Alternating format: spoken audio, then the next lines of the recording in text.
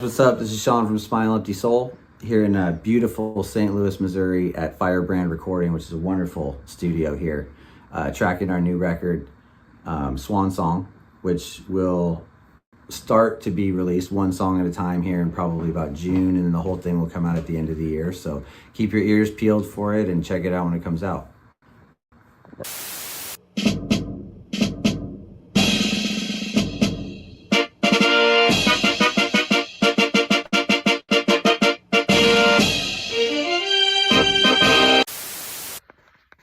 Hey, it's your favorite comedian, Anthony Rogers, live in his tour bus, yeah. But also, you need to get a beard like this. People have been talking. They said your shit looks whack. It looks weird. They can't tell your pronouns. You need to get a beard like this right now. And the only way to do that is by using luxurious bastard beard oil. Great smell, great function, great everything. Just get this. And there's directions on how to use it if you know how to read. But use the link in the description. Go to the website. Use promo code LEGENDARY. Get a discount. Do it. Thank you. Boom. Hi, I'm Danny from 710 Glass. Come check my shop out. This is our Capone rig. 10 mil joint. Smoke out of his head.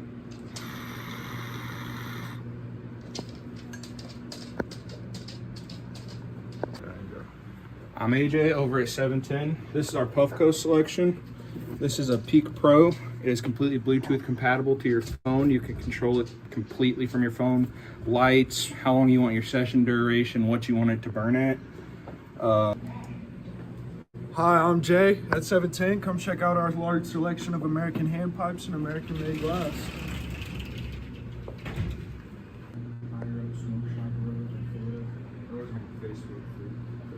Dude, we have everything.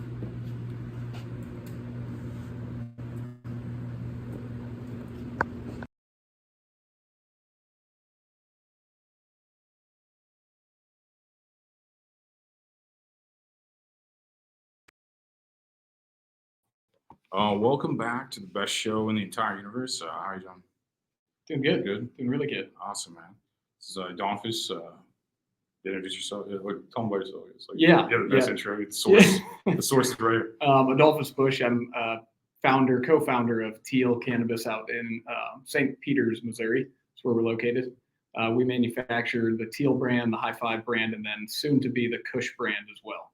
What's it like coming into a town where your name's on everything? Well, I was born and raised here. I moved out to Colorado in 2009. I went to school at Colorado State University in Fort Collins. I graduated in 2013, which was pretty perfect because we went recreationally legal January 1 of 2014. So right out of college, I got to learn from some of the best in the industry, working for different companies out there for about 8 years. And then I wrote applications in 2019 for medical cannabis here in Missouri.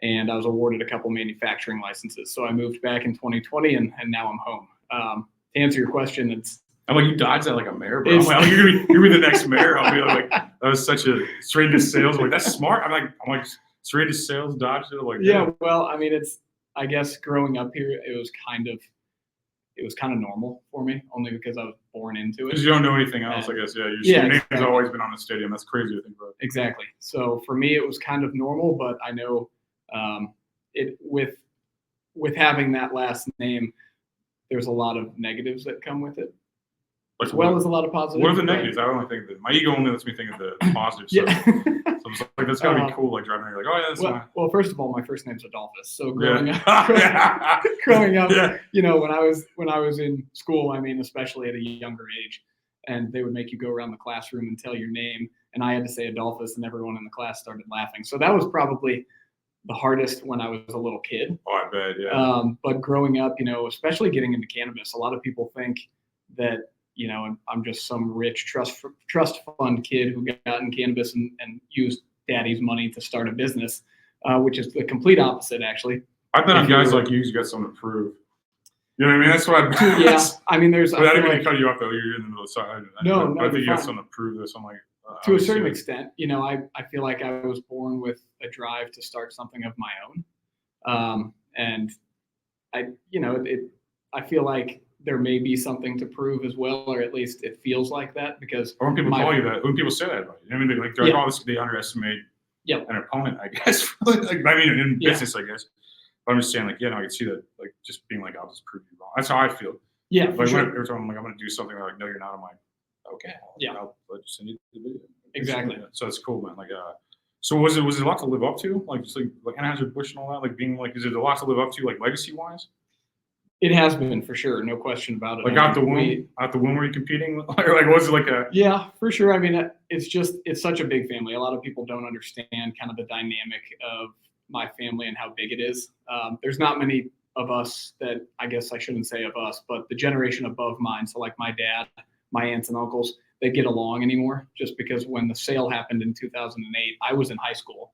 But the sale happened, and it wasn't necessarily what everyone in the family wanted, and how it went down created a lot of turmoil in the family, from one sibling to the next in the generation above mine. So again, like I said, my dad and his siblings, and it leads to a lot of bad relationships, and unfortunately, it leads to me not knowing very well a lot of my cousins who I would like to know a lot better, but because our parents hate, I shouldn't say the word hate, but because they've gotten in fights in the past, and they don't talk to each other anymore, it really removes the next generation from being able to hang out regularly as cousins, like cousins should.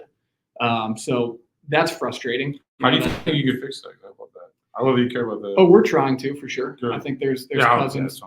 There's cousins in the family that are definitely putting an effort into try to get the family together more, our generation specifically, and try and mend some of those relationships. Yeah, no, I think that's important. I think that's super important. Yeah. That's an honest answer too. I appreciate that. Like, yeah. But yeah, no, so like, it's gotta be crazy, like being attached to something like that, because you can't just like be a failure. You know what I mean? You can't with like you mean in this town, you could somewhere else, you could go to like Florida for the rest of your life or something, I guess, maybe. Yeah. Maybe, arguably, but even then, I mean, mistakes. Was that you as a kid, like a TMZ and shit like that?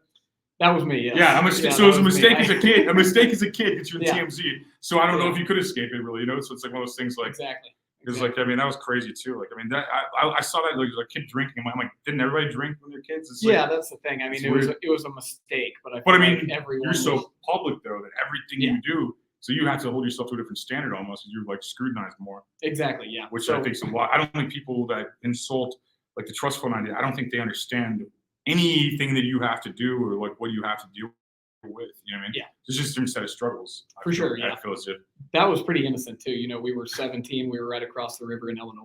Yeah. And it was just a couple high school. You're just drinking beers or something. And we were drinking Natty Lights. Yeah, and that made the news. Yeah. That made the fucking. That's what I'm saying. TMZ. It made the news. Yeah, and I'm like, everybody's been an idiot kid, you know. Like, I hope anyway. Like, when you're a kid, you challenge things like that. Yep. Yeah, 17 playing a little beer pong with Natty Light, and the next thing you know, we're all going to jail. So that's crazy. Yeah. That's crazy.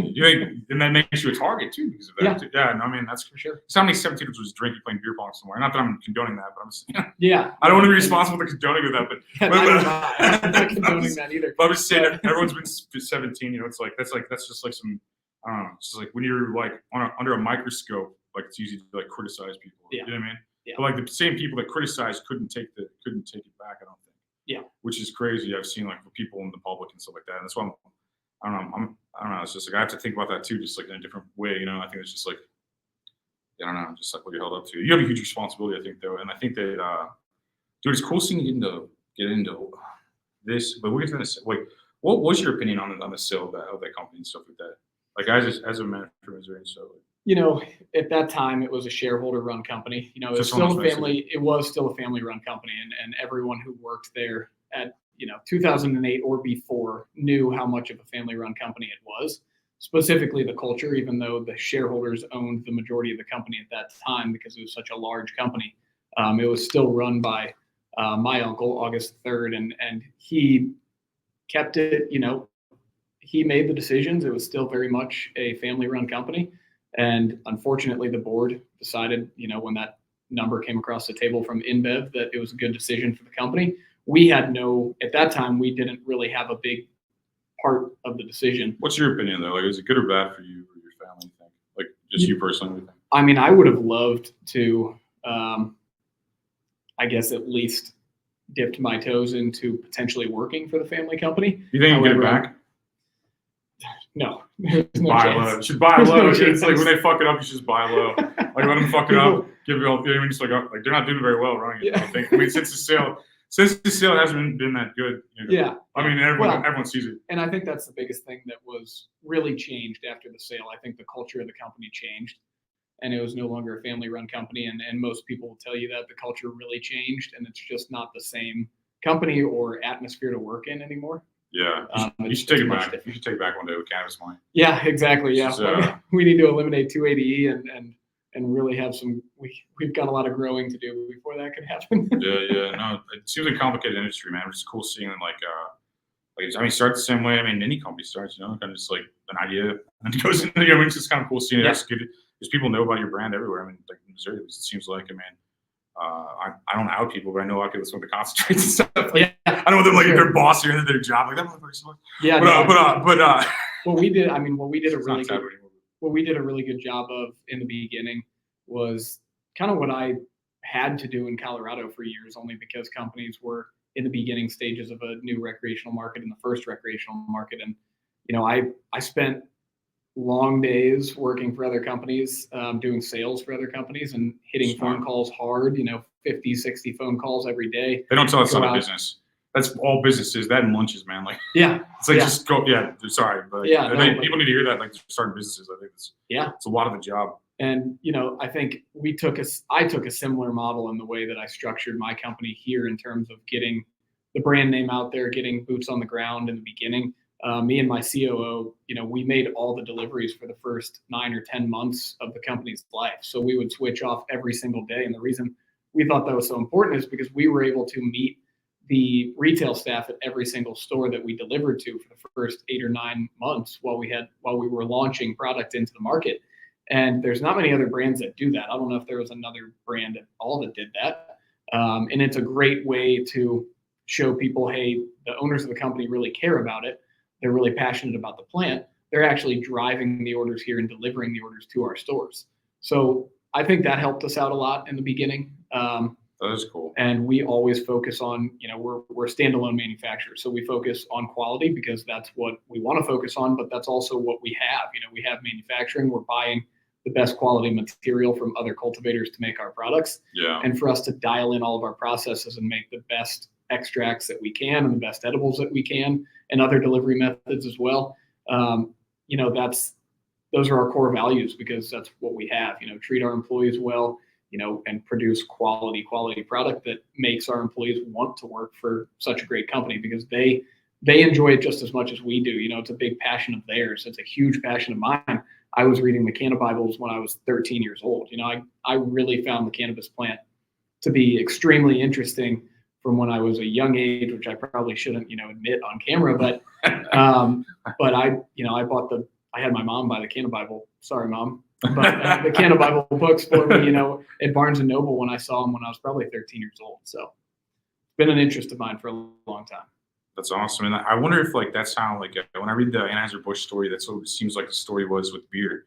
It was like it's like because I think it's like a rebel thing, and then it becomes legal, and then like you guys are like the pioneers of that. So it's interesting seeing the same exact story. Yeah, I think it's kind of an oversaid story, but I think it's very true though. So it just seems like when you're saying that, I was picturing that's probably what happened with beer at one point with you guys. Absolutely. So that would be more of your genetics and stuff to start another company and go into this than it would be to work for a company 4 generations in, to be honest. Yep. Like Exactly. or 5, I guess. Sorry. Yep. But yeah, I mean, it's almost like that's crazy. Like just thinking about that, I kind of just see the vibe. It's crazy because like you'll probably do really well in this, man. You already are. Yeah. You already are, obviously. But I think it's only gonna get bigger. And like the way, like I mean, for people like tell a little bit about the legacy of your company to people that are break it down for people that are like not from St. Louis. There's some people not from St. Louis. I feel like I'm speaking a lot of things that are obvious. Yeah. People from Missouri or St. Louis, but like explain yourself to like people, the national people, like what a fucking so they understand what I'm saying. Like I guess like would be easier In terms of the background story. And just a little bit. And You don't have to dwell on it. You're probably tired of talking about it. Well, I mean, it's just interesting as dudes. Family is interesting. So well, thanks. That's I why appreciate it. I mean, it's probably talk about it all the time. I'm saying. But you know, we talked about it a little bit earlier. But I went to school out in Colorado. I started at CSU, Colorado State University in Fort Collins in 2009. I just so happened to time it perfectly, and then graduated at the end of 2013. and we went recreationally legal January 1 of 14. In college, we were growing in our basement. We had one of my roommates fresh out. He actually lived on my freshman dorm, the same floor that I lived on. And then he moved into the first house that we got my sophomore year. And he was a patient caregiver. He was 18 years old. And back then, the model before we went recreational and medical was most stores sourced all of their cannabis from these patient caregivers. So people growing at home, they had a certain number of patients attached to their patient caregiver license that they could grow for, and they would grow a certain amount of plants at home. They would bike, literally, the guy who I lived with would use his bike and put it in a backpack, bike it up to one of the local dispensaries. They would look at it under a microscope or even just like a magnifying glass, and just to identify it, make sure there were no microbials on it, et cetera. And then they would offer a price per pound, and it was legal. He was a patient caregiver. He was growing for patients. They shopped at that location, and he was taking their cannabis up to the store to sell it to the store so they could go in there and buy it. So interesting market and how it worked back then. I learned a lot about it back then, just growing in our house, legally growing in our house. And then from there, worked for BioTrack THC. I was selling software in the industry. I was a bud tender for about a year at a dispensary chain called Lightshade. I worked for Keef Cola, which you've probably bought a Keef Cola. A million of those, bro. Awesome company. Dude, bro. So I have to go out and say, man, like you worked for that company? For 3 years, yeah. Bro, okay. So those, they had on the West Coast, they have 100 milligram ones. Oh, yeah. So dude, so like, I was just taking those shots, man, when I'm like doing comedy shows. Like I did like 20 states last year. I would drink so many of those Keef sodas, bro. Yeah. That's like, so fan of that company too, bro. That's awesome. Oh yeah. When I first started working there, it was beginning of 15. I met the owners at the Aspen X Games. Me and a couple college buddies went up there and stayed in like a really cheap hotel outside of Aspen to enjoy the Aspen X Games. That's cool as fuck. And I met the owners at a bar, and I was working for them 2 weeks later. And when I first started working for Keef, they were still in glass bottles. They didn't have the emulsification down, like dialed into a T. So it was still like at the bottom of the glass, you would still have the sediment just kind of sitting down there, and you would actually have to kind of not shake it, but turn it upside down a couple times to get everything to homogenize with inside the glass bottle. Right. Yeah. And the glass bottles were also heavy as hell. Like we were having. They felt stronger. They felt strong. When I cut through, Colorado had those too, I think, didn't they? Like, didn't they have Kush Colas in Colorado too? Yeah. Okay. So Keef Colas, my bad. Yeah. My bad. Yeah. They used to, okay. You'd bring me back, man. The glass was like stronger.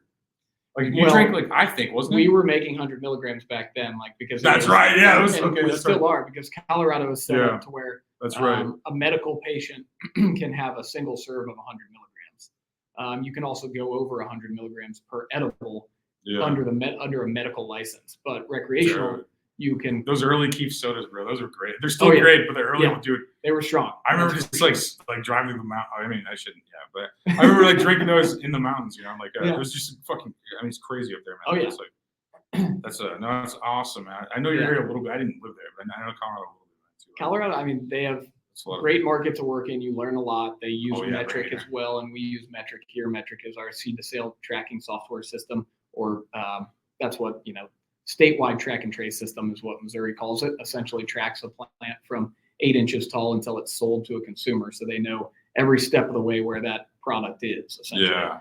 And it's a great, again, Colorado was a great state to learn in. That's a lot of people don't really know the grind of what we were going through back in those days, because we could deliver in our own cars, which was great. As long as my name was on the manifest and my car information was on the Metric manifest, I could deliver in my own car. But I was managing with one other rep 560 stores in the state. So we each had about 280 stores. So we were. Congrats on that, man. It was just a lot, it was a lot of work. We were delivering our own product. We were making hundreds of phone calls a week. We were visiting as many stores as we possibly could across the entire state throughout the year, and hit all the stores. But there were just so many more stores than there are in Missouri right now. It was a grind. I mean, we were on our phones nonstop all morning and then out on the streets the rest of the day.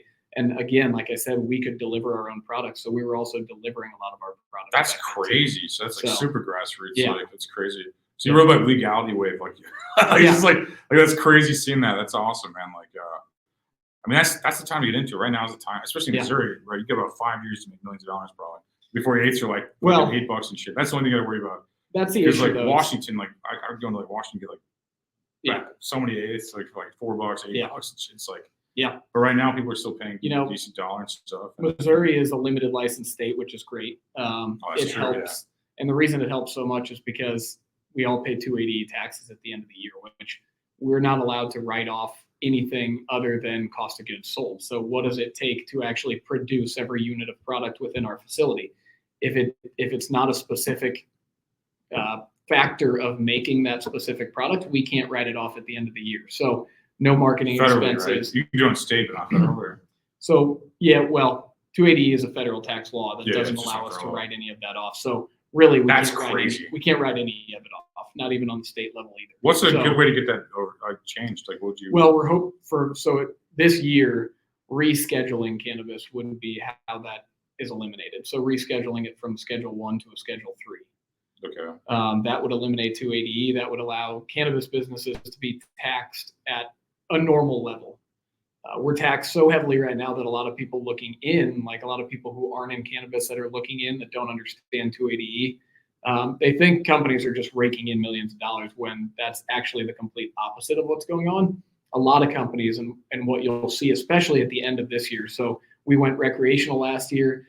Everyone saw inflated numbers for a period of time.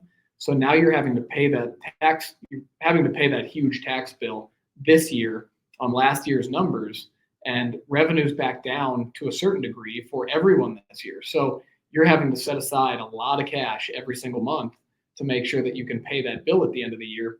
And 50, if not more than 50% of every company will have to do a capital call or will have to do a raise to pay their taxes, just because that tax rate is so high.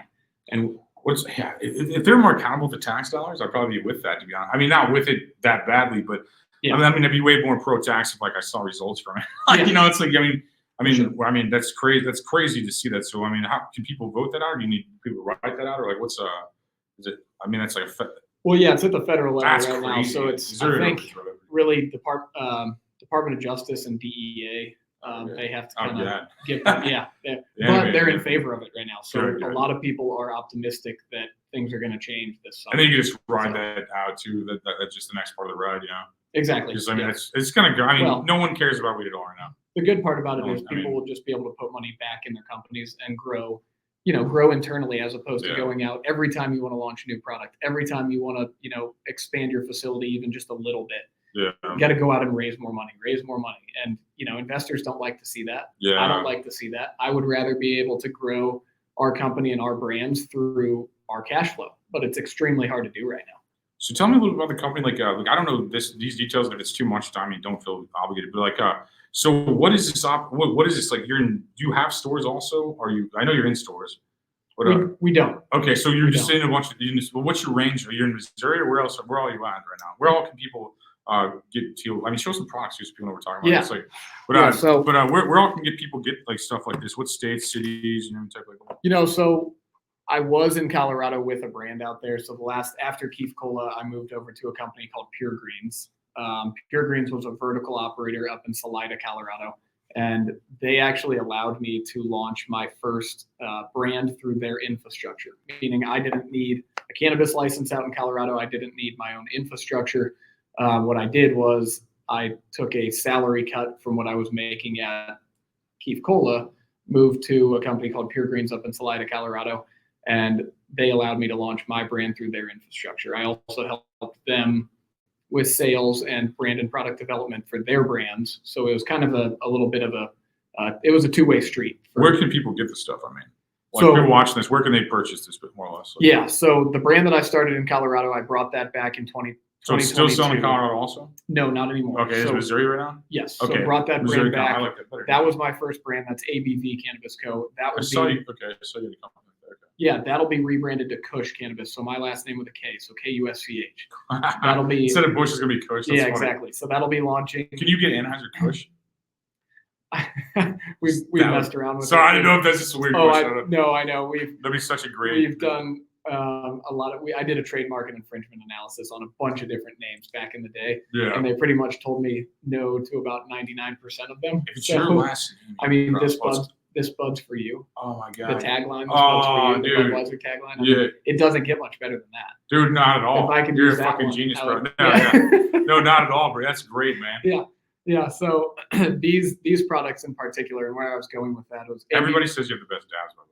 Well, thank you. Everybody, like, that's what people say. A lot of people say Hell that. yeah. Yeah. I love to hear that. But ABV, my first brand, brought it back to Missouri.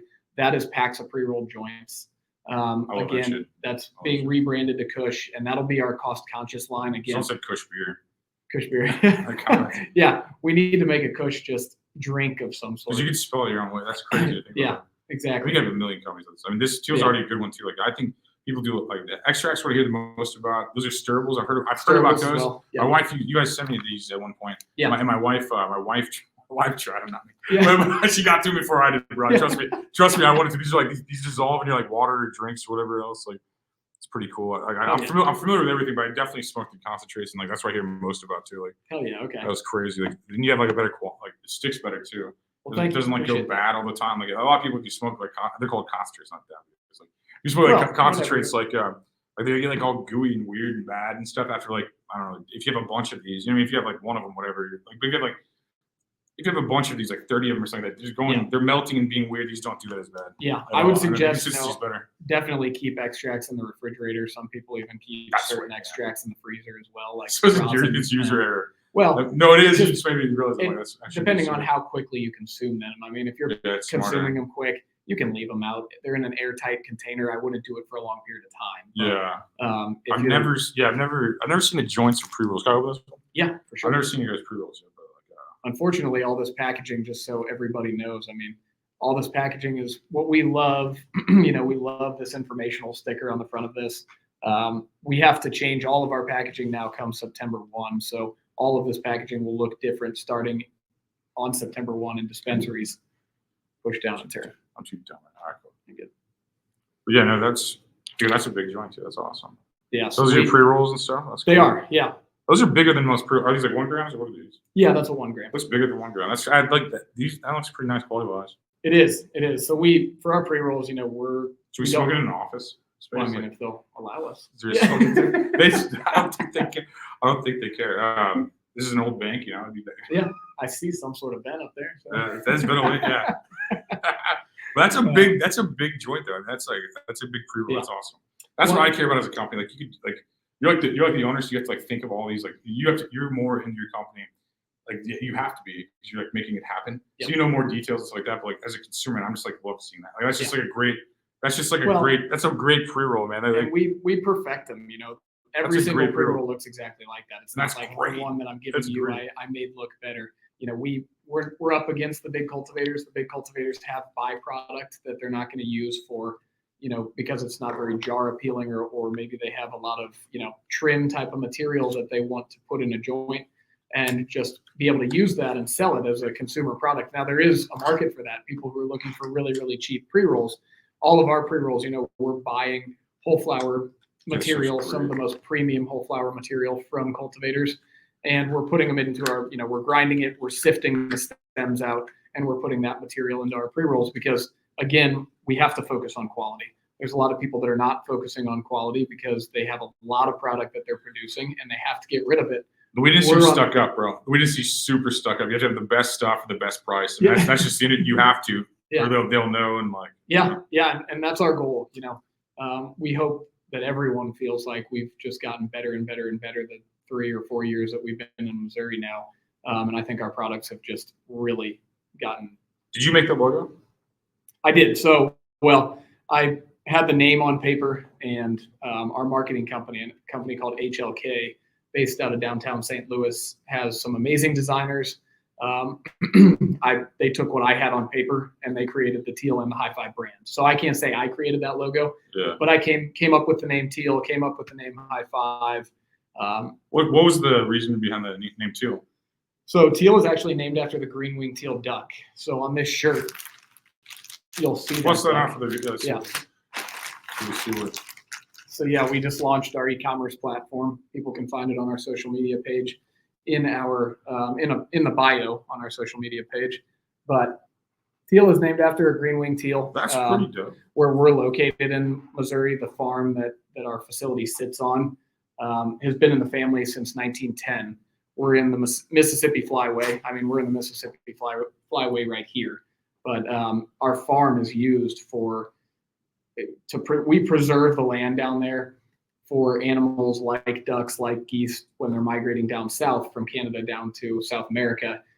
There's hundreds of thousands of ducks and geese in our area that stop to feed and to rest before they continue to travel down south.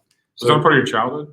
It is. It seems like that's how much you love that. Like you really love something. Like you seem like you really love that. That's good. I mean, and you can see that in Anheuser-Busch marketing from back in the day. Anheuser-Busch used a lot of animals. My family has just been ingrained into me. But you guys own Grant's Farm, don't you?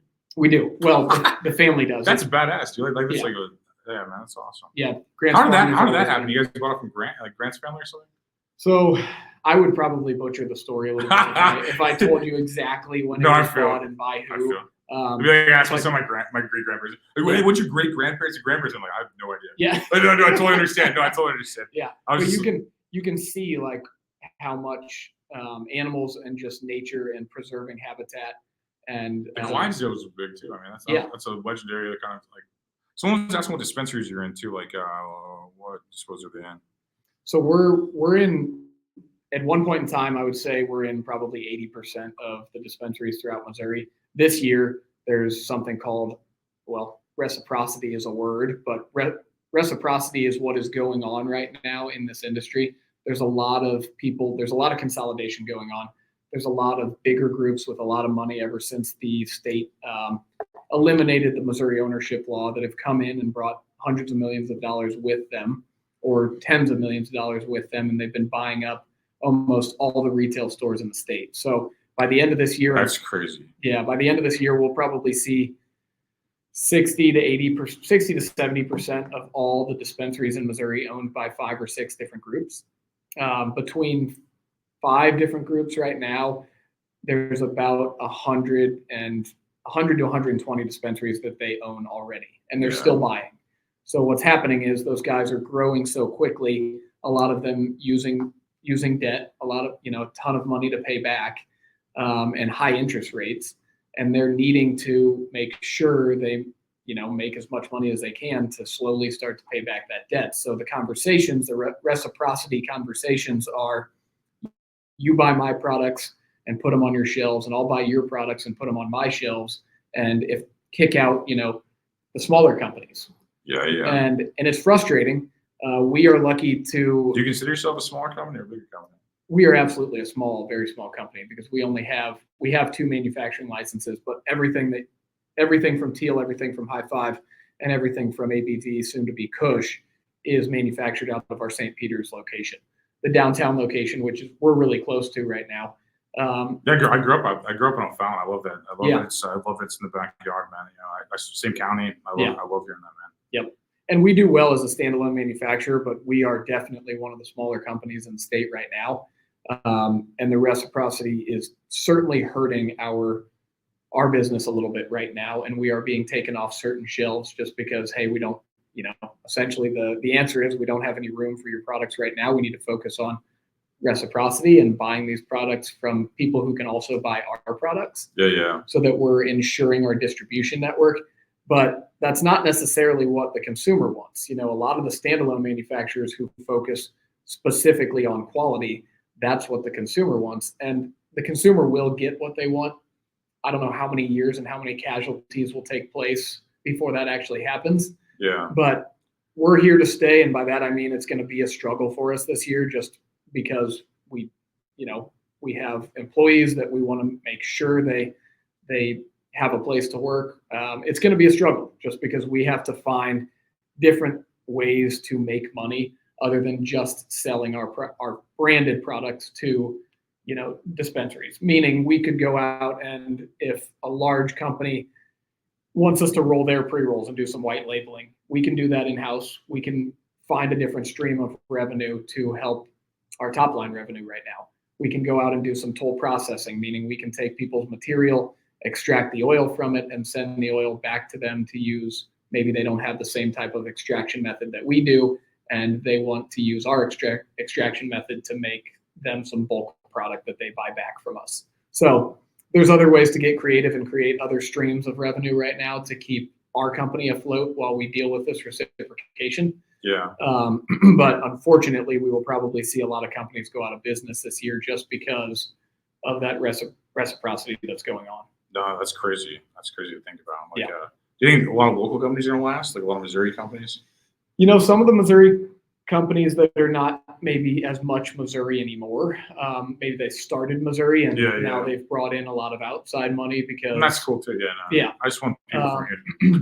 For sure. Smarty's got a lot of money and I want to see it go to Missouri.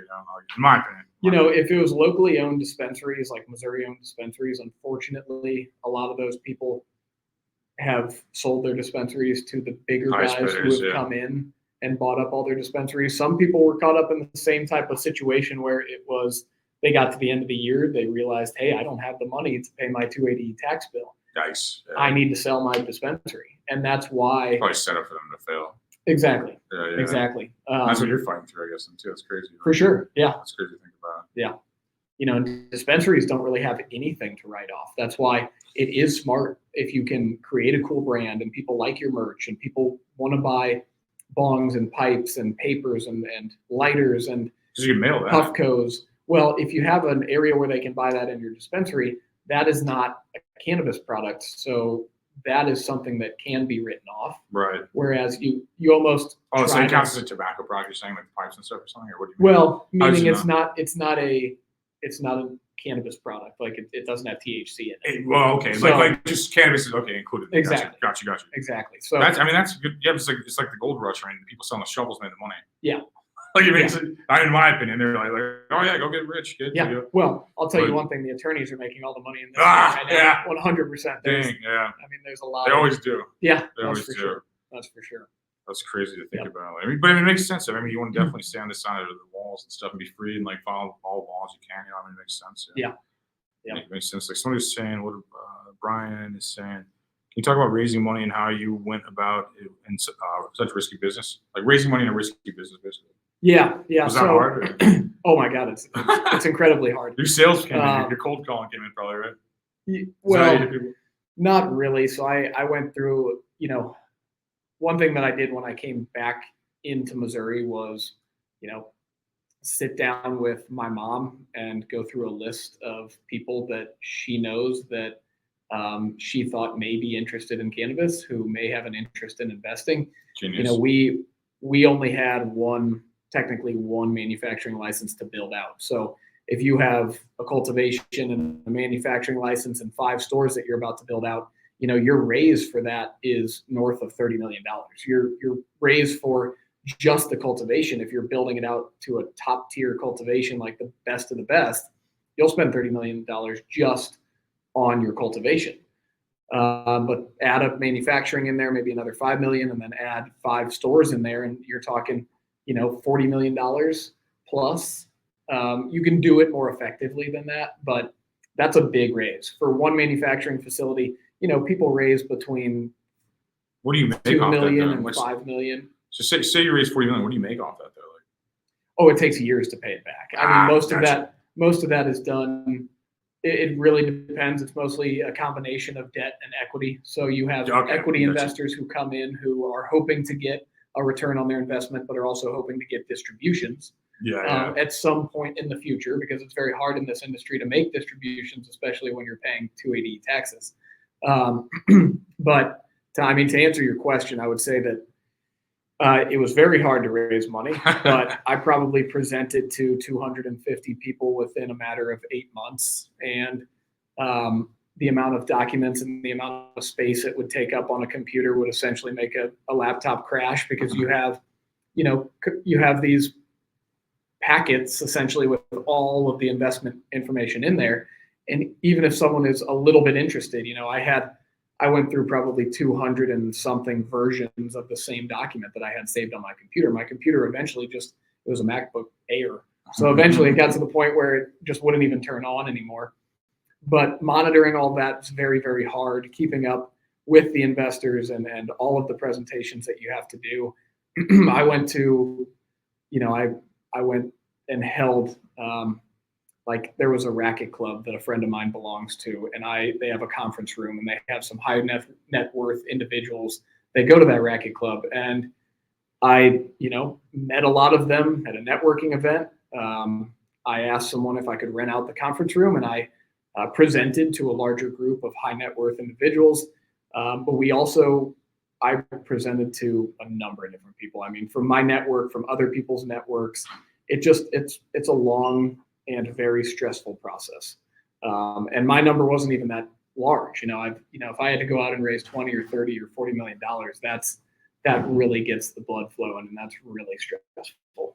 So yeah, no, it sounds like you just make it happen. Like, yeah, you have to find a way to do it no matter what. You got to find a way to do it. Yep. No, I noticed that with your mind. Your mind seems like that. Like we're trying to set up like the good spot in this building, and like I saw like how you had that. You're like, you're gonna do anything to get what you need to do like done.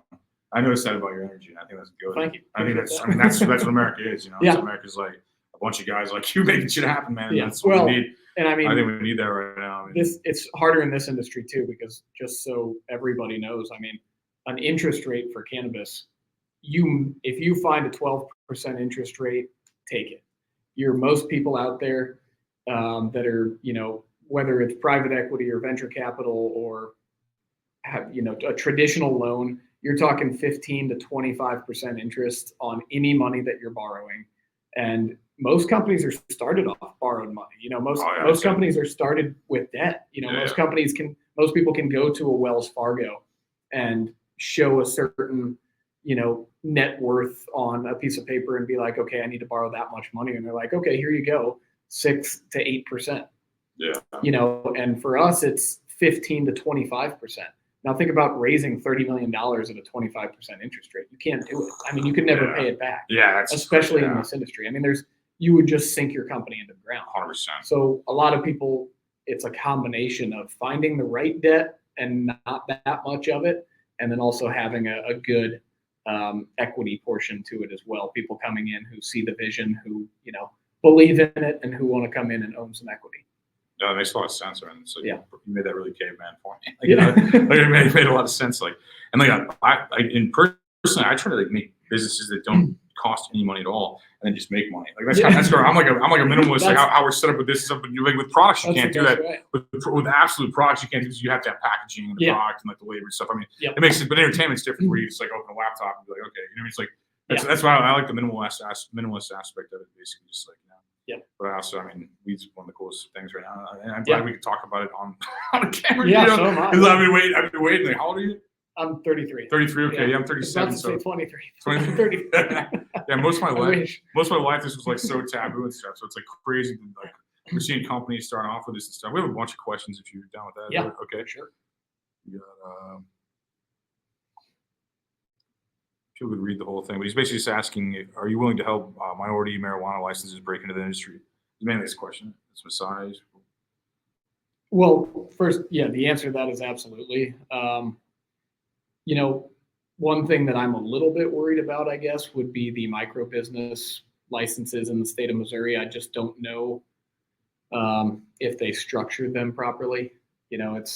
It's tough because they can't sell any product to us, like having one of the licenses that was issued in 2020, and we can't sell any product to them. So when you have a micro business set up, obviously your cost to produce is typically going to be a little bit higher than our cost to produce. And additionally, obviously if you're a micro business and you're going up against the largest vertical operator in Missouri, using under one of the licenses that was issued in 2020, that's going to be a really hard battle. What I would recommend, if you're a micro business license, find your niche, focus on premium quality, and again, find your niche and bring in as many of those true cannabis connoisseurs into your store that you can. Not only are they going to consume the most cannabis, but they also like that kind of mom and pop environment. They like that smaller structure focused on premium quality. And I think there's something to be said there. I think some of the micro business licenses will be successful in doing that. But I hope I'm kind of answering your question. because Yeah, I how assumed you responsible, yeah. meant micro business licenses by that. And that is certainly something that Teal is always willing to consult with groups like that, and help them throughout their, beginning path in cannabis. And then I don't know the terminology in the industry as much, but is Route 66 dispensary, or what is that word you said? No, you're talking stupid. Or just, participating in the reciprocity or reciprocation. I don't, I'm not really sure where people are right now. I can tell you that we have a lot of amazing partners in Missouri that we hope to never lose. I can also tell you that if people are contributing in or participating in the reciprocity, the reciprocation that's going on, I can't blame them for it, because a lot of them, need to do it to make sure they can keep their employees employed and keep their business running and keep the lights on, essentially. But it is putting a lot of the smaller companies, especially the standalone manufacturers, in a very tough place, where it's going to be hard for a lot of us to survive throughout this year. And we have to get very creative in order to do so. Route 66, Old Route 66, they've all been very great partners to us. Route 66, Old Route 66 is a different store down in Springfield, which was just, I know there's two different stores. Yeah, I remember like Roots. ROOT. Old Route 66 is in Springfield. They were just bought by Flora Farms, which is one of the big guys. Flora is buying up a lot of dispensaries right now. Old Route 66 has always supported our company very heavily. I'm not positive if Flora is going to continue to carry our products right now or not. Still love them. Hope to do business with them in the future. Route 66 here in the St. Louis area, they are carrying our products. They have supported us. They just recently, probably in the last, beginning of this year, maybe December, started carrying our products, which we're excited about. Actually, it's funny because there's a lot of overlap between my years in Colorado and here. The buyer for Route 66 used to be the buyer for Native Roots dispensary chain out in Colorado, and I was selling her Keef Cola for almost 3 years. So now I'm running Teal, and my reps are selling her, or even I was for a while, selling her Teal and High Five products. So kind of comes full circle. They're great people. Well, yeah, you built a network, and you participate businesses within that. That's smart. That's what business is, just like everyone and like it's trading abilities. Yeah. Like, oh wait, you do this, okay? It's like that's great seeing that, man. That's what being an entrepreneur is about, man. Like seeing that. I see Missouri people do that. Yeah, absolutely. That's cool, man. Like, well, let's see if there's any other kind of thing. Is there anything you want to bring up that hasn't been brought up? Do you think people need to know about, like, yourself, your industry, whatever? We were talking about it earlier. I think one of the biggest things for me, I feel like one of the biggest things to overcome is my name. And we've talked a lot about kind of my family heritage, and, going into any new market. And really, I've only operated with a company or with a brand or worked for other people in Colorado and Missouri. But I did a lot of traveling for different companies, especially BioTrack THC. When I was selling that software, I was traveling to California and Oregon and Washington. And for Keef Cola, I was traveling to California and a couple other states as they were moving their brand into other states. And I always just have to overcome the name Adolphus Busch. I was born into this. I have that name. Is it the Adolf part, or do they know the Busch family and stuff as well nationally? Like, what was it? Especially in Busch Missouri, is huge. I figured that. They know the name Adolphus. People know the beer everywhere. People know the beer everywhere. That's what I was thinking. Between the names of August Busch and Adolphus Busch, it's the two most well-known names from the family. How pissed do people get with the name of the Adolphus? I mean, people get pissed because, like, swear, I'd say World War II, like Adolph's, like, probably reminds. That's what they throw out. Like, I mean, is that what you get immediately? Like people like, what the fuck? This guy's name's Adolphus. I get a lot of people like accidentally calling me that or writing that in emails. So I kindly correct them that my name's Adolphus and not that. But I bet that's crazy, bro. I bet that's so crazy to be named that, man. Like, but the bigger hurdle is just people thinking, oh, it's just some trust fund kid who has a bunch of money from his family who is now starting a cannabis company. Are you that though? That's not. So every one of my family members, I guess, all of my dad and his siblings, everything was structured differently.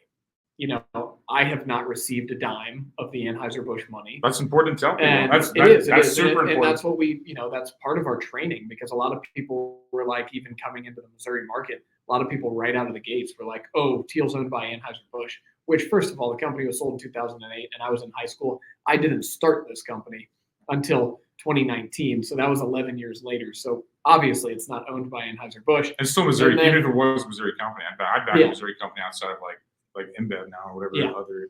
That's an American company. Yeah. I mean, not to, you know, I'm just saying. Yeah. You're to support really your country and stuff. It's just nuts. Yeah. No, Yeah. I mean, I'd support any kind of I don't care if the guy that created that, what's that rental car company is a billionaire. Like, that guy created a company. I'm like, dude, I'm with you, Missouri, bro. Yeah. Like, what is it, Exactly. Enterprise or something? Enterprise Missouri company? I'm like, okay, dude's from Missouri. More jobs here, more people. You know, so it's like, that's what I'd want. Exactly. I'd want, like, you hold somebody down in their success and going after it doesn't make you more successful. Yeah.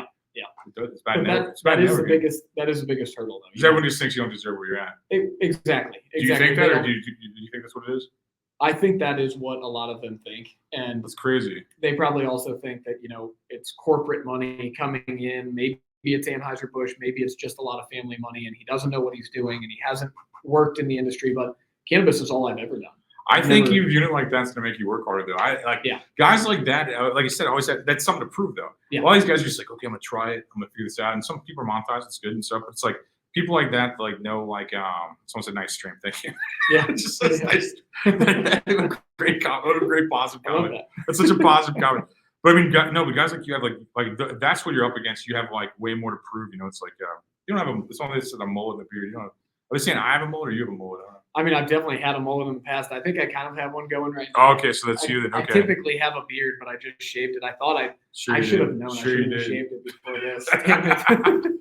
I actually had a wedding shower on Saturday, so that's why I had to shave it. Yeah. They'll think you're disrespectful or something. It's more respect in certain circles. Yeah. Yeah. I can see that. I'm past it where no one asks me that anymore. They're like, when it was like shorter, they'd be like, can you shave that for like whatever? Like, you always tell someone has a beard they haven't had a beard anywhere in a while. And it's like you know, it's like, you couldn't get a job. I couldn't get a job. How do you respond? You just say, "Do you know how long it took me to grow this?" That's what everybody asks me. Everybody asks me that. The same, that's what every single person asks me. Yeah. They're like, how long did that take to grow? Every single person will ask me that. Like when I'm just out and around, so they're like, how long did it take? I never know. I didn't keep track to it, so I don't keep. I'm like a different answer. It's like I'm like whatever I think it was at the time. Yeah. Because I just like I didn't document it. Yeah. I wasn't just like. I would just say I've never shaved it. I don't know what you're talking about. Never shaved it. That's my whole life. Yeah. Eventually it'll be. Let's keep it going, man. Like, it's a good power move. It's like I mean, it's like everybody else is like wearing suits, and like especially in West Palm Beach, everyone's like wearing like a customer service uniform or something. Yeah. Or something. Yeah. You just go in there like it's good business hustle. Yeah. But has nothing to do with what we're talking about. Someone says, "Do you like my name?" But say, I can't even read what the fuck that. Can you burp on command? Is their name? Do you like my name? I'm like, I guess. I don't know. Is that what it says? I assume. Which of you can burp? That's a question. That's Twitch now. That's great.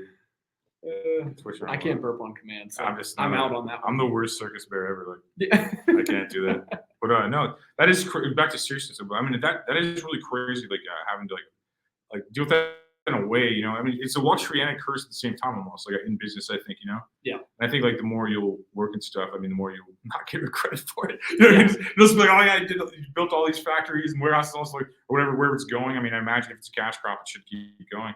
I mean, at least down to the price of cigarettes, probably eventually. You know what I mean? But they still make money. Yeah. You know, I mean, so it's like this is like a weird spike that happens for like maybe 5 years. Yeah. Probably more. And we talk about that a lot. I talk about that with my team and my you know, the people who work for me a lot as well. I think everyone knows, or at least I think most people know, that like this part of it, the branded side of things, it'll eventually be the most valuable part of the industry. Right now, it's the toughest part to run by itself because, you know, price compression obviously is an issue. What's going on right now with people coming in and buying up all the stores and turning it into almost an oligopoly of a market, that makes it difficult. I bet the laws change where you don't need a dispensary anymore. I bet it's going to go to gas stations and like stuff like that eventually. Yeah, we'll see. I mean, it needs to be regulated. I bet they're going to outbid each other and like take over a market like the dispensary. Say they're going to take over, spend all the money to take over dispensaries. Yeah. I don't think it'll always be dispensaries. Yeah. That's Yeah. dispensaries suck. As long as they can make sure, when it shows up that it's been tested and it's a clean product. Yeah. That's what I worry about. Well, the FDA. I mean, Yeah. you should definitely. I mean, we should be able to trust Yeah. the FDA first. But then, like, I think it should be good. For sure. I think definitely. Yeah, you don't want to be taking like waste things that Yeah. people worry about, like bad things like that. But the branded side of it, I mean, you're creating that brand value, and if you can stand out, and don't get me wrong, it's probably one of the hardest things to do as well because there's so many brands. People know your brand now. Already. People know you around here already. Like I just putting the show out. Everyone has a story about one time they met you, and then everybody has like a story about your company. Yeah. They have an opinion on it at the very least. Well, hopefully good opinions for the most part. I'd say So, 90%. Yeah. The only thing I can tell you they say bad, but I don't know if it's fucking. I don't know. Yeah. But I'll tell you later. Yeah, I'll tell you later. But I'm just saying, everything else is good. I think literally that's what I'm saying. Like, I think most people, like I said, like people have a story linked to you. Like I think somebody was like on Twitter was like, I was in French class with him. Oh, really? So it's just like they'll have. That's what I mean. They have like a story attached to you. Yeah. So I mean, Yeah. that's just being like a legend. But I mean, around here also too. It's good. Yeah. I mean, that's good in that regard. I mean, it's a lot of pressure, a lot Yeah. to live up to. A lot of we stuff work, like that. And we you're still work young. hard, and we try and get our name out there as much as we can in the Missouri And market. they're doing it. I mean, people Yeah. are talking about it. People Yeah. know about. No, people have heard it too. Well, awesome. Mm. And it's tough because there's not many marketing avenues, typical like standard marketing avenues that you can use in this industry. Oh yeah. Missouri's made it easier than it was in Colorado. We can do things like billboards and, some, I guess to a certain extent, some radio ads. Even Enterprise is allowing advertisements for cannabis companies in Enterprise as well, which is great. I don't think Busch Stadium has loosened up on that quite yet, but you're gonna be able to sell we'll see about online that. and stuff. You're gonna be able to sell online soon, and like you're gonna be able to be in different stores. Like, Yeah. the game's gonna change. Like dispensaries are just like this weird preliminary thing. Like I can tell it's just like nobody likes showing their ID 7 times. Yeah. As a consumer, I hate dispensaries, but I like Yeah. products in there. I mean, I still Yeah. go. I mean, it's like the TSA. I'm still gonna fly somewhere. Exactly. even if like it sucks the entire time. Yeah. I mean, but it's the same. That's how I feel about a dispensary. But so it's naturally just in business is going to change. Yeah. Just because of how I'm on a consumer level, and I can see it's just going to change. Yeah. I can see it's Well, not gonna be and like that then when forever, you- and you'll be able to evolve with that and ride the wave however it goes. I think. Yeah. 'Cause you're already when established. you have rescheduling or when you have federal legalization, That's where we'll go. then all of a sudden, cultivations, that's the biggest issue with cultivations, the value people put 15, 20, 30, $35 million into building one cultivation with one license on top of it. And all of a sudden, we go federally legal 2 years from now or whenever it happens. You're already in And the then game. you can cross state lines. All of the cannabis is going to be coming from out west where you can grow quality cannabis year round. So it's going to be really hard. And then there will be the craft growers that still remain and that have an absolute premium product It'll be like beer. Yeah. or lowest cost to produce. I mean, it's one or the other. You'll have both probably. Yeah. Yeah. You'll have So- the cheapest price. Like that's how cigarettes are. Yeah. There's like nasty cigarettes for like they're like 5 cents. Or I don't know. They're not. Yeah. But I'm saying like when I was a kid, they're like it'd be like these like cheap branded cigarettes would be like Marlboro or a major brand. Yeah. And you'll have the same thing with bourbon. Like people are like, oh, it's only $30. Fuck that. It's like, Yeah. like if that's not $4 million bourbon, I don't fucking want. I mean, there's some Yeah. like crazy price for Yeah. fucking that sip of something. Exactly. No, and then, that's how weed is too. Weed's way more snobby.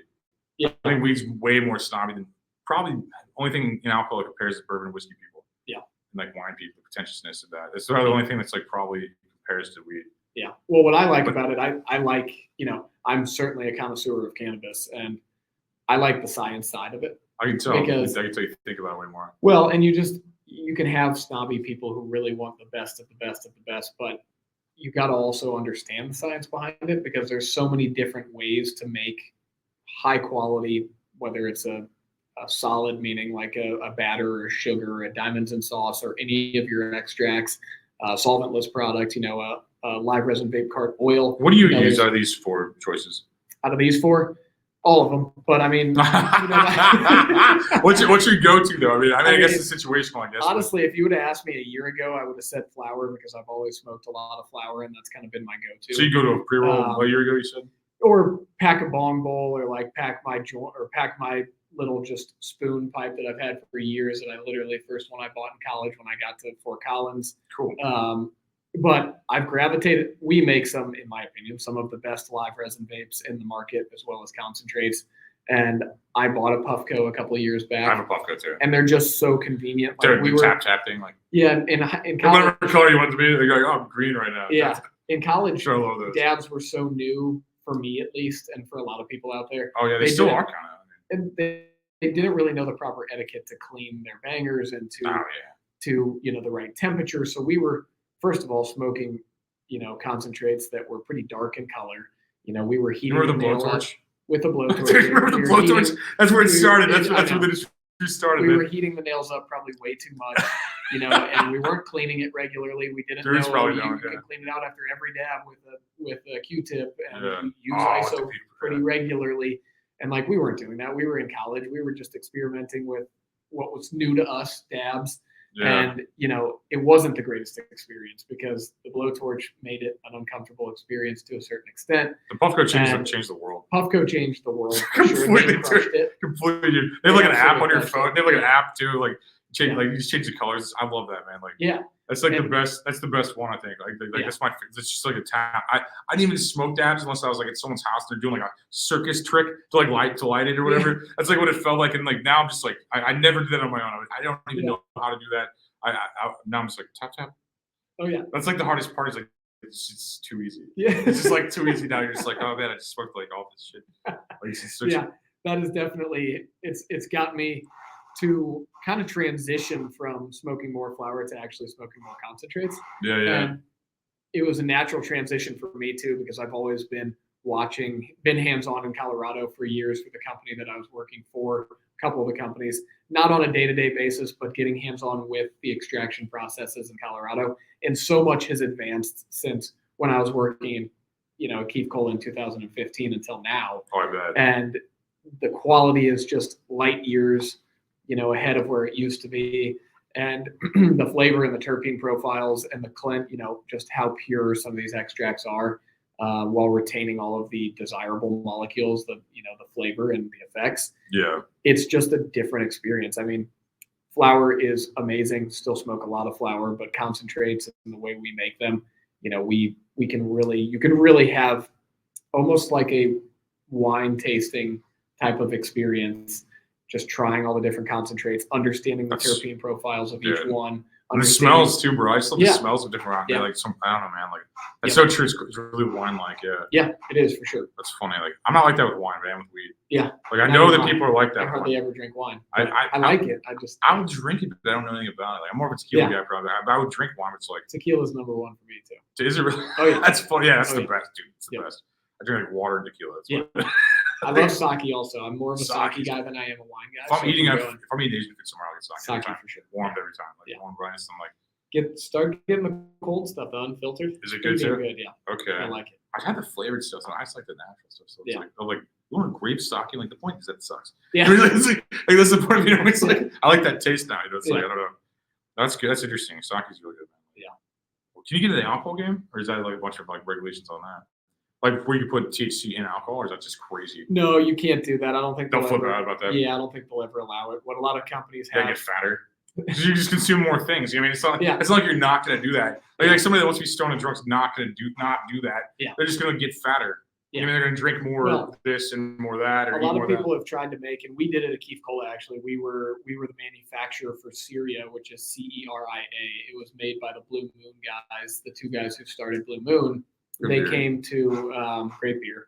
They came to Keith Cola and they structured an agreement with them to where we were producing that product at Keith Cola and distributing it from there. So Didn't know they that's had the beer de-alcoholized at a different facility. They sent it to us. We put it into our mixers. We infused the cannabis into it, and then we canned it in our facility. So That's cool. it's a good product. Mohai, for example, I think it was Mohai that Since and Belief started here in Missouri. Awesome product. The issue is I think it's more of a novelty right now than it is It is enough. an actual product that people are going to buy in volume. They're going to buy it Great once, point. they're going to buy it twice, but then they're done with it. Great that's great why point. That's very true. I think that's why these, the Sturbles products, Ah, you can mix this into anything. Why not just go buy your favorite beer? Well, I'm not telling anybody to mix beer with, mix You're not alcohol telling them with not to. cannabis, but go buy your favorite beverage of any kind. It could be Yeah. your kombucha that Kool-Aid. everybody drinks every day these days, and Kombucha, mix it into whatever, your coffee, your kombucha. So this can even mix the water though, if I'm not wrong, right? Like, Yeah. With no taste, there you will be able to taste like weed. a slight, I guess, a little bit of a bitter cannabinoid taste, but there's not much taste at all. I like the taste of weed, so that's crazy. Yeah. Yeah, I would put that in my water Yeah. if my wife doesn't like snag them every time. Yeah, water. We But- will eventually make flavored options to Yeah, yeah. flavor your water. What So about what if this is just as weird even saying last year, but I still feel like what if you had the same thing like those dehydration things have, like the electrolytes with that? Because like that's my problem with edibles. I'll eat them like months on end. Yeah. And then I'm like, oh my calves, and like, oh this. I was like, you have to chug so much water. Yeah. Like hitting like a steam room and edibles, I have to do so much water. Yeah, I mean So that's a it's good like- idea. I mean I've like- always been big into just fitness. My mom was huge into fitness when she was younger. I'm and- fat, but I work out like 4 hours a day. Like I'm always Yeah. doing shit, man. Like I have to, you know what I mean? you can't tell by looking at me. Yeah, well, but I'm you just look saying, great. bro. I ride a bike to the gym and back, and all that. Yeah. And then like, so I'm always like, and then the steam room saw and all that, man. I'm like, Yeah. dude. And then and then I'm on edibles while I work out too. Half the times I just like, I like working on edibles. So it's like, man, like that's the only thing is like I cannot keep up with water intake, bro. Yeah. It's just like I have to drink water 24, just nonstop. I just carry a 32-ounce bottle around with me, and I make sure to try to drink 4 every day. That's I've got to remind myself to do it a lot. And then you got to drink more if you're like doing edibles and fucking steam room and all Yeah. those like normal amounts like that. Like that. You know, it's like it's just like a chore. Yeah. Or if you just like press a button, be hydrated. You know, Yeah. it's like, or at least feel like it. You know, it's like. I mean, that is always something I've been thinking about for this product, though. Yeah. So that'd be a good a add-on. pre-workout, a post-workout, like recovery. Just have it all in one. Yeah, because like just working on edibles is so much better. Yeah. So eventually we will have this Allegedly. product in a tub. Like imagine a pre-workout tub. Like people listening probably know what C4 is. It's like I don't take it because it makes my whole body itch. But it's It's that. I know what you're talking about. Yeah. What's in it is beta alanine. That's what makes my skin go crazy and it itches like crazy. I'm too Irish to take stuff like that. I'll be mad at everything. But we'll have It's a too Irish to do that. child-resistant tub like that eventually with a little scooper in it Yeah, for yeah. this powder. So like 1,000 That's or 2,000 milligram tub. You just mix it with your protein. So you can mix it into your protein. Would it You can taste bad mix it protein in- or taste good protein? Oh, it tastes fine. You won't even be able to really taste That's it. hilarious. Yeah, Why have I not done The that? taste That's of the smart. protein will mask the flavor of that. How have I not done? That's so smart. Like Yeah. just putting your protein. I do it a lot. Your milligrams are chill too. These were chill milligrams if I remember Yeah, right. so those are 5. Yeah, that's super chill, which is great. It's like We are about to drop our 25s though. and those are great too. Yeah. But it just depends on what mood you're in, man. It depends on what you're in. Like sometimes you don't want to like doubt everything you said since kindergarten. You know, it's like But other times you want to be in a horror film, man. You know what I mean? Like That's perfect. Doubt everything you said since kindergarten. Yeah. That's what it feels like. Like you say to me, it's just like, oh fuck, I should have said anything ever. Like, I should have never said a word. Wow, I can relate to that. Yep. Yeah, that's how it feels, I think. But the 5s are super chill. It's like way back kind of vibe. Yeah. I mean, you can take more if you want to. I'm saying like 5 is chill. Yeah. But yeah. And they're nice because they hit you fast, but they also they wear off faster. I wouldn't know. more My like wife than- used all those, so I wouldn't know. Yeah. So she apparently likes them too. Well, now you so. have some more. So. Oh, okay. Well, yeah, I'm gonna hide those from her. No, she's not watching on Rumble right now. But no, just like, yeah, she tore through. She loved those, man. Like, I try to share all the promo stuff with it. You know, it's like I'm always like, it's just having a podcast. You know, the perks of it. And she's like, just cool. So it's like I always like share all that stuff. She like tries to grab real fast too. These are your favorite though, right? I haven't tried these. Your concentrate is like to be real. I think your concentrate. I just mean podcast with any weed company because then you get. I don't think I've done a podcast with a weed company. Oh, perfect. As far as just like I don't think I've had having sponsors. I have a lot of weed sponsors and stuff, but I've never had like a guy. I was interested in you because like your family backing and being from this area. Yep. And like just like and like I've obviously tried your stuff. You have to send to me, but your concentrates are what I have not tried your carts to be honest, or your pre-rolls. I've not tried that. But I will after this show allegedly. But like what I'm saying, like this is what I've tried, and I don't know about what kind or whatever, but I've tried a couple different kinds of concentrates. Oh yeah. And that's like what I hear other people say also. That's not just like I'm not the only one saying that. And then I could vouch for that. I like those a lot. Awesome. I'm not gonna lie and act like I've tried everything. So my wife swooped the durables, which I was hyped about. It's like I was hyped about putting them in my water, man. Yep. So I just drink well water, bros. I'm like trying to drink all the fluoride and stuff. So I'm like, I like you know, like you probably tell that about my look, but you can get creative though. You can put it in your ramen noodles. You can put it in your soup. You can put it in. To put in the broth, like put it fucking put it in the syrup of your pancakes, and then put it on top of your pancakes. Just Oh, sprinkle it on top of a pizza. I did that last night. Oh my god, how was that? It's great. That's so I mean, awesome. you can't taste it. That's so awesome. Pizza, yeah. That's so awesome. That pizza just turns into an edible. Make anything an edible. Yeah. That's awesome. Good. Okay. Yeah. If you guys want to try this, like stirrables, like that's a good call. Oh yeah. You need to be able to order stuff online. They need to change a couple of laws real fast, and you would kill. I mean, you're already going. You already are. I'm saying like if they just like we just got rid of a couple things, like this industry would be so easy for everybody to grow in. Yeah. Seriously. But I feel like. Do you have anything else you want to throw out before we get on there? I don't think so. I think we covered pretty much everything. I mean, obviously, just chase your dreams. I feel like that's what I've been doing, and a lot of people think it's backed by a lot of family money, and there's a lot of haters out there, but that's not the case at all. And if you work hard enough, and I'm nowhere near where I hope to be in 10 years from now, but just got to put in the hard work. And I was gonna ask you borrow some money actually. yeah, I'll wash your windshield on the way out of here. If you no, but I appreciate him doing his probation by being here and going backwards in his career by being here. I'll sign your papers when you leave. I appreciate it. But thank you all for watching. I know it's like it's a Monday, so I mean, you're spending Monday night watching this. I really appreciate that. And if you're not, you're listening to this recorded, and you're okay. You're not as good as a lot of people watch live, but you're all right. And I appreciate it. Check out Teal for yourself if you have it. If you have, just keep doing it. Oh, yeah. You'll find out who's on later next week when I tell you later on. Thank you all for watching. Thank you. Hold on.